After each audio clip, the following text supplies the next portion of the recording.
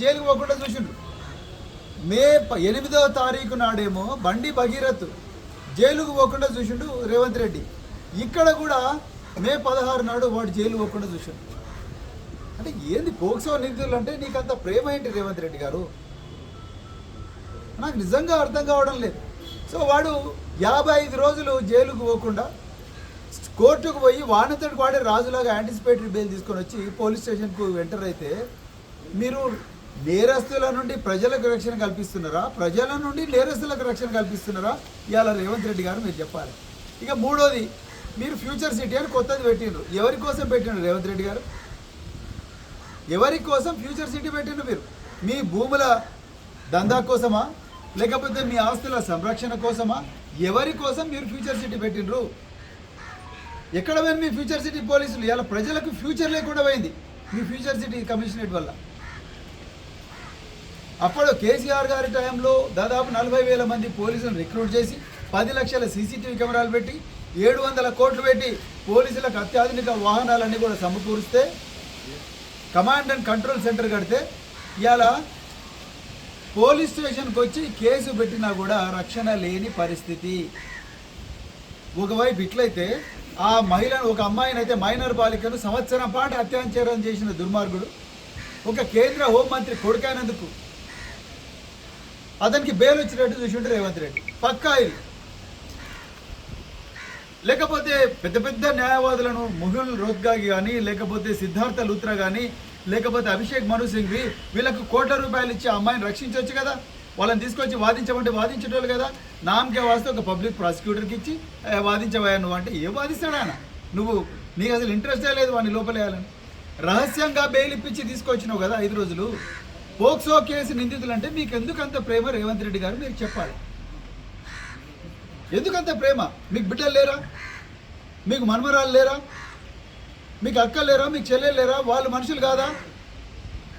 వాళ్ళ గురించి ఎప్పుడైనా ఆలోచించినా మీరు? ఇంత ఘోరం. వాడిని ఒక్కరోజు కూడా అరెస్ట్ చేయకపోతే వచ్చి 6 మంది నరికిపోయాయి. అందరు మహిళలే 6 మంది నరికిపోయాయి. ఇంకా ఏముంటుంది? ఏం మానవత్వం ఉంది ఇక్కడ? ఎక్కడ వేరు పోలీసులు? మీరు ప్రతిరోజు కూడా మీ డిఎస్ఆర్లో ఏం రివ్యూ చేస్తారు? ప్రతిరోజు కూడా మీ పోలీస్ ఆఫీసర్లు క్రైమ్ మీటింగ్లలో ఏం రివ్యూ చేస్తారు? ఎన్ని యువై కేసులు ఉన్నాయి? ఈ పోక్సో నిందితులు, పోక్సో మీద రాష్ట్రం అంతా కూడా రచ్చరచ్చ అవుతున్నది. అలాంటప్పుడు ఈ కేసుల మీద ఏమి రివ్యూ చేసిండ్రు? దాని మీద ఎవరైనా ఆలోచించిండ్రా? ఈ దుర్మార్గుడు రోడ్డు మీద బాజాబ్తో షాబాద్లో తిరుగుతుంటే ఆ బాధితురాలు వచ్చి అయ్యా వీళ్ళు పట్టుకోండి లేకపోతే చంపేటట్టున్నాడు అని అంటుంటే కూడా పోలీసు వాళ్ళ గుండె కరగలేదంటే ఎవరికి చెప్పుకోవాలి ఈ బాధ? మేము నరేందర్ రెడ్డి గారు మేమందరం పోతుంటే పరామర్శించడానికి వద్దు అరెస్ట్ చేసిండ్రు. మమ్మల్ని కాదు అరెస్ట్ చేయాల్సింది, వాడిని అరెస్ట్ చేయాలి. వాడు ఇప్పటికీ పరారులో ఉన్నాడు. ఎక్కడ పోయింది మీ పోలీస్ వ్యవస్థ? ఎక్కడ పోయింది మీ నిఘా వ్యవస్థ? ఎక్కడ పోయింది మీ పోలీసులు? ఎక్కడ పోయింది ఇంటెలిజెన్స్? ఎక్కడ పోయింది మీ సిఐడీలు? బీఆర్ఎస్ వాళ్ళ మీద నిఘా పెడుతున్నారు, బీఆర్ఎస్ వాళ్ళ మీద అక్రమ కేసులు పెడుతున్నారు, బీఆర్ఎస్ వాళ్ళను జైళ్ళకు పంపిస్తున్నారు.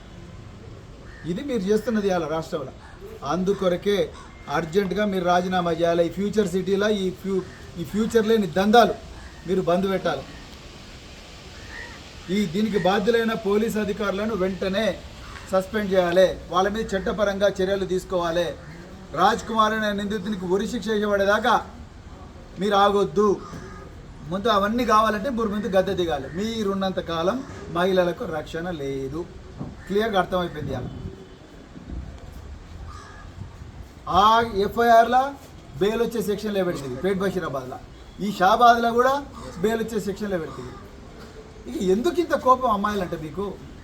నేను తెలంగాణ మహిళా లోకానికి, నేను మా నరేంద్ర అన్న అందరం కలిసి ఒకటే రిక్వెస్ట్ చేస్తున్నాం. దయచేసి మన ప్రాణాలు మనమే కాపాడుకోవాలి. అమ్మలారా, మన పిల్లల ప్రాణాలు మనమే కాపాడుకోవాలి. ఈ రేవంత్ రెడ్డి ఆయన కింద పనిచేస్తున్న పోలీసులు వాళ్ళ భూముల దందాలకే మరి వాళ్ళు రేవంత్ రెడ్డి గారికి రక్షణ కల్పిస్తున్నారు తప్ప వాళ్ళ బంధువులకు, వాళ్ళ తమ్ముడు తిరుపతి రెడ్డి, వాళ్ళ అన్న తిరుపతి రెడ్డి, వాళ్ళ తమ్ముడు కొండరెడ్డి ఇజ్రాయేల్ నుంచి అత్యాధునిక ఆయుధాలు దిగుమతి చేసుకొని కాన్వాయ్లలో వాళ్ళని రక్షిస్తున్నారు. వాళ్ళు చేస్తున్న పని ఏందండి? కొడంగల్లో వాళ్ళు చేస్తున్న పని ఏంటి? తెలంగాణలో దందాలు కాదా? భూముల దందాలు. మేమేమో ప్రజల కోసం గస్తీ తిరుగుతున్నాం. అన్ని భార్య పిల్లలు వదిలేసి రోజు రోడ్ల మీద గస్తీ తిరుగుతున్న ప్రజల కోసం. మీరేమో బుల్లెట్ ప్రూఫ్ వాహనాలు వేసుకొని, కాన్వాయ్లు వేసుకొని, అత్యాధునిక వాహనాలు ఆయుధాలు తీసుకొని భూ కబ్జాలు చేస్తూ ఉన్నారు. ఇంకా ప్రజల రక్షణ ఏముంటుంది? ప్రజల ధన మాన ప్రాణాల రక్షణ ఏముంటుంది రేవంత్ రెడ్డి గారు? మళ్ళీ రోజు 15 ఒక్కొక్క మీటింగ్కు 15 కోట్లు ఖర్చు పెట్టి రోడ్ల మీద మీటింగులు పెట్టి కేసీఆర్ని తిడుతున్నాం మీరు. ఏమన్నా సభ్యత సంస్కారం ఉండదా మీకు? మీరు చేయాల్సిందేంది? డీజీపీ ఆఫీసులో కూర్చొని, కమిషనర్ ఆఫీసులో కూర్చొని మీరు రివ్యూలు చేయాలి కదా. ఒక్క అధికారిని సస్పెండ్ చేసినప్పటి వరకు పేట బషీరాబాద్లో ఒక్క ఆఫీసర్ని సస్పెండ్ చేసిండ్రా మీరు? కరీంనగర్లో ఒక్క ఆఫీసర్ని సస్పెండ్ చేసిండ్రా? పట్టపగలే దోపిడీ జరుగుతుంది. హైదరాబాద్ నగరంలో ఒక డీజీపీ భార్యను హంతకుడు హత్య చేసిపోతే ఒక్క అధికారిని సస్పెండ్ చేసిండ్రా మీరు? ఇంతవరకు దొరకలేదు ఎవడు కూడా.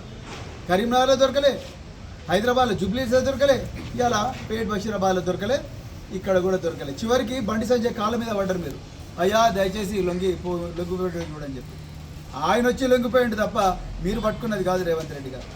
అర్జెంటుగా మీరు రాజీనామా చేయాలి. మీకు ఈ రాష్ట్రాన్ని పాలించే నైతిక హక్కు లేదు. మీకు ఈ రాష్ట్రాన్ని, మీ రాష్ట్రంలో హోంమంత్రిగా ఉండే నైతిక హక్కు మీకు లేదు. మీరు అర్జెంటుగా రాజీనామా చేస్తేనే ఈ రాష్ట్రంలో మహిళలందరూ సంతోషంగా సుఖంగా రక్షణతోని ఉంటారు. మళ్ళీ కేసీఆర్ గారు ముఖ్యమంత్రి అయితేనే ఈ రాష్ట్రంలో మహిళలకు పూర్తి స్థాయి రక్షణ ఉంటుంది అని మేము చెప్పాలనుకున్నాం. మీరు మమ్మల్ని ఆపేసినా, మీరు చేవెళ్ళ ఆపినా, శంకర్పల్లిలా పడేసినా, మీరు మమ్మల్ని లాకప్లో పడేసి తొక్కినా, మీరు మమ్మల్ని ఎన్కౌంటర్ చేసినా మేము మాత్రం తెలంగాణలో ప్రజల రక్షణ కోసం పోరాడతాం. జై తెలంగాణ, జై తెలంగాణ, జై తెలంగాణ, జై తెలంగాణ, జై తెలంగాణ, జై కేసీఆర్, జై కేసీఆర్.